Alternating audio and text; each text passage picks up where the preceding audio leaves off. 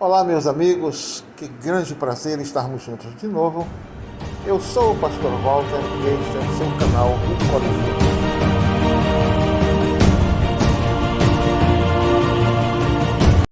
Sejam todos bem-vindos para mais um assunto interessante. A palavra da fé que pregamos. Este é o tema da nossa conversa de hoje. Vamos abrir o livro de Romanos no capítulo 10 e vamos ler aqui a partir do versículo 5. Ora, Moisés descreve a justiça que é pela lei, dizendo: o homem que fizer estas coisas viverá por elas. Mas a justiça que é pela fé diz assim: não digas em teu coração: quem subirá ao céu, isto é, a trazer do alto a Cristo? Ou quem descerá ao abismo, isto é, a tornar a trazer Cristo dentre os mortos? Mas que diz: a palavra está junto de ti, na tua boca, no teu coração. Esta é a palavra da fé que pregamos. A saber, se com a tua boca confessares a Jesus como Senhor e em teu coração creres que Deus o ressuscitou dos mortos, serás salvo. Todo benefício que um crente, que um ser humano recebe de Deus é pela fé. Claro que a misericórdia de Deus sempre nos socorrerá em momentos de necessidade.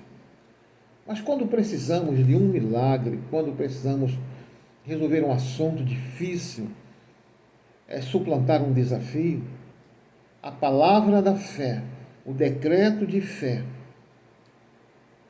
vem em nosso socorro. Olha só o que o escritor de Hebreus diz, lá em Hebreus capítulo 10, versículo 23. Retenhamos firmemente a confissão da nossa esperança. A esperança é um dos componentes da fé. Logo, eu posso dizer que nós devemos reter firmemente a confissão da nossa fé. A fé que está no coração e a confissão, que ao se juntarem, se tornam a palavra da fé que pregamos. Eu tenho um testemunho para contar rapidamente aqui, para ver como é que a coisa funciona. Uma certa ocasião eu estava num culto e uma moça ficou muito possessa de demônios, uma legião, e deu um trabalho muito grande para que o pastor expulsasse aquele demônio. Depois de uns 40 minutos, ele não conseguiu, porque eram muitos, eles eram ardilosos, ficavam trocando, né? E uma hora o pastor falava com um, outra hora falava com outro, outra hora o demônio se fazia de morto, se fazia de surdo. E teve um momento que ele cansou e foi lá, bebeu um copo d'água e ficou por lá, e eu fiquei assim preocupado, porque eu estava ali assistindo ele, né, orando, intercedendo, deixando ele fazer o trabalho dele. Aí quando eu percebi que ele demorou e a mulher continuava no chão estribuchando, eu decidi entrar em ação e me ajoelhei perto da mulher, que estava com um espírito surdo-mudo, e eu disse para aquele demônio: demônio, eu não estou aqui no meu nome. Eu estou aqui em nome de Jesus. Eu represento a Jesus Cristo. Jesus é Senhor de todas as coisas, nos céus e na terra. Ele é meu Senhor e também é teu Senhor. Por isso, em nome deste Senhor, saia desta mulher. Interessante que quando eu disse ao demônio que Jesus era meu Senhor e o Senhor dele, ele teve que admitir, balançando a cabeça e rosnando como uma fera selvagem. O que aconteceu ali? Eu reconheci o senhorio de Cristo ali naquela situação, como meu Senhor e Senhor de todas as coisas, inclusive daqueles espíritos imundos.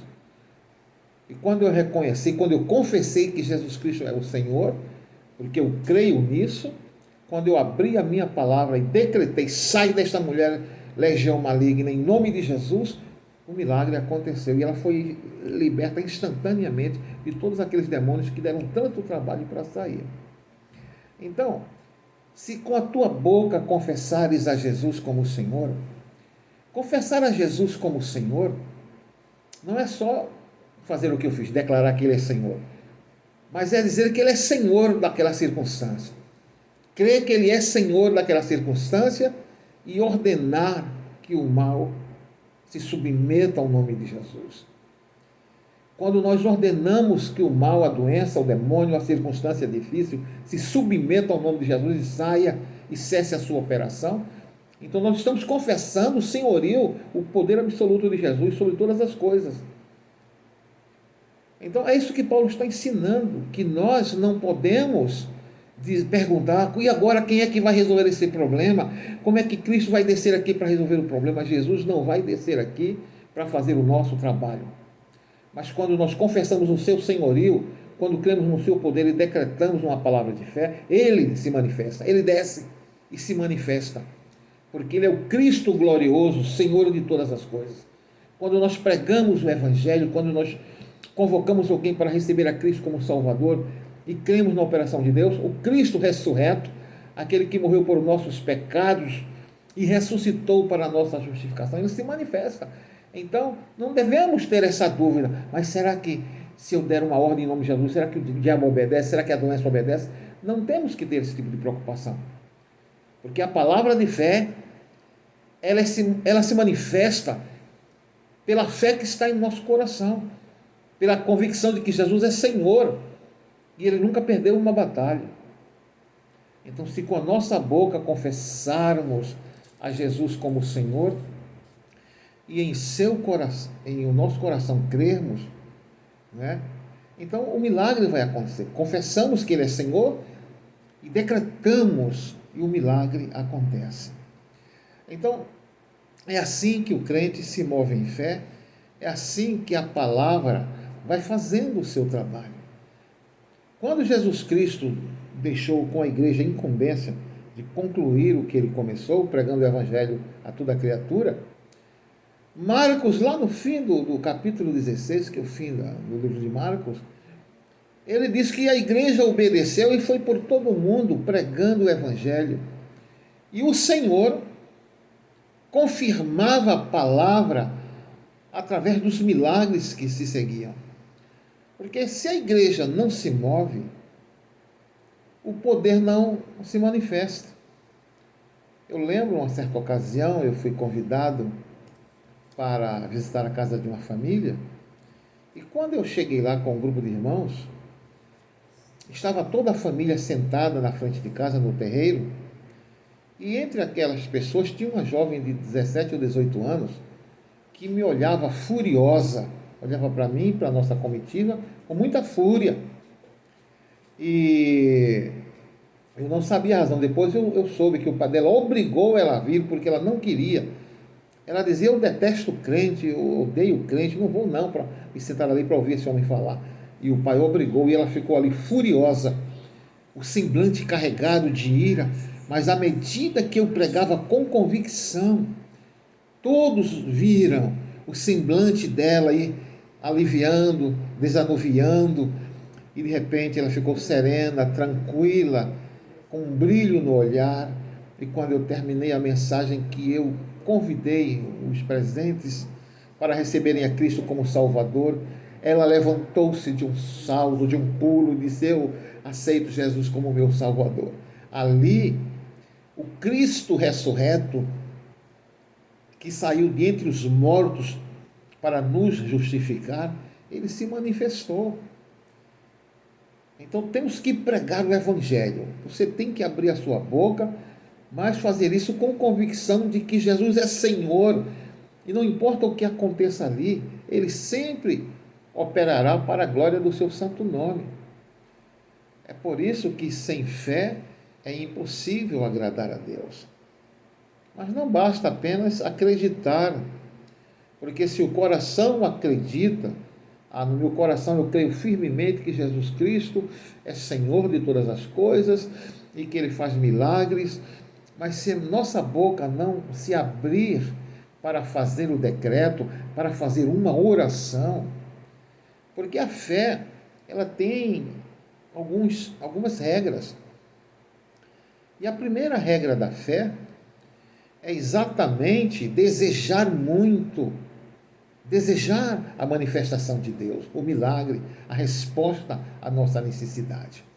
A segunda lei, A segunda lei da fé é você tornar Deus participante da situação. Não é? Que as nossas petições devem ser em tudo conhecidas pelo Senhor. É claro que Ele sabe de tudo. Quando Jesus Cristo perguntou para aquele paralítico, para aquele cego, o que é que ele queria que Jesus fizesse para ele, é claro que Jesus sabia que ele tinha uma necessidade dele, era um cego, vivia humilhado ali, pedindo esmolas, não é? Sentado à beira da estrada, claro que ele sabia, mas Jesus queria ouvir da boca dele qual era a necessidade. Então, Deus precisa ouvir da tua boca a tua necessidade, o teu decreto. A certa ocasião, eu estava com um problema muito sério, eu estava no Recife, precisando voltar para Maceió, e eu me atrasei, me distraí, eu só tinha o dinheiro da passagem do ônibus, né? Tanto para pegar o metrô até o TIP, ali do centro do Recife, da antiga cadeia do Recife, até o metrô eu tinha que comprar o ticket, então esse dinheirinho eu tinha, e tinha um dinheirinho para pegar o ônibus da rodoviária de Maceió até a minha residência, mas eu me atrasei. O trajeto do metrô do Recife, do centro até o TIP, é 30 minutos, não é menos do que isso. E naquele dia, quando eu olhei, meu ônibus saía de 10h50, 10h30, eu estava na Praça José de Alencar. Eu sabia que não tinha como tomar aquele ônibus.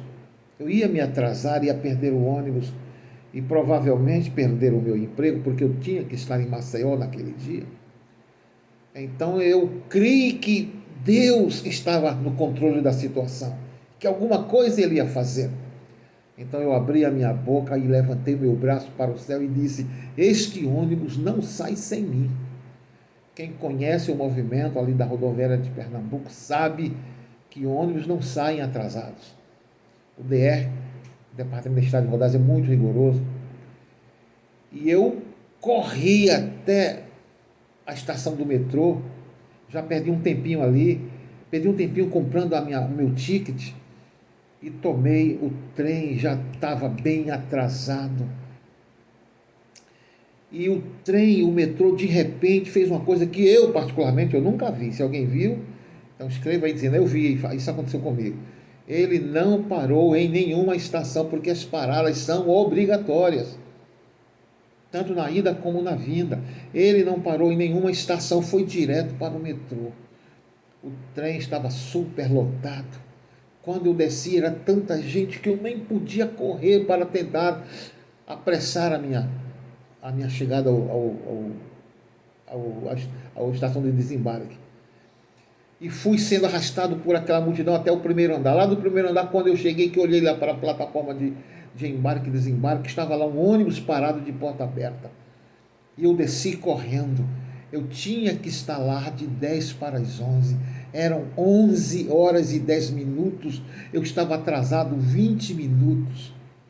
Mas eu corri, e quando cheguei no ônibus, ao lado dele, olhei, todos os passageiros olhavam para frente, o motorista olhava para frente, como se todos estivessem hipnotizados, com o olhar perdido. Eu bati assim na lateral do ônibus, o motorista tomou um susto e me olhou. Eu perguntei: este é o ônibus de 10h50? Ele disse sim. Eu subi, ele fechou a porta, não disse palavra, e eu cheguei na minha cidade. Então, a fé, a convicção de que Jesus era Senhor da situação e que Ele ia fazer alguma coisa, estava firme no meu coração. Por isso que eu tive a ousadia de ordenar que aquele ônibus não saísse sem mim. Então esta é a palavra da fé que pregamos. Eu sou o pastor Walter, este canal é o Colisor. Se você gostou, dê o seu like e se inscreva. Eu sou o pastor Walter e este é o seu canal, o Colisor.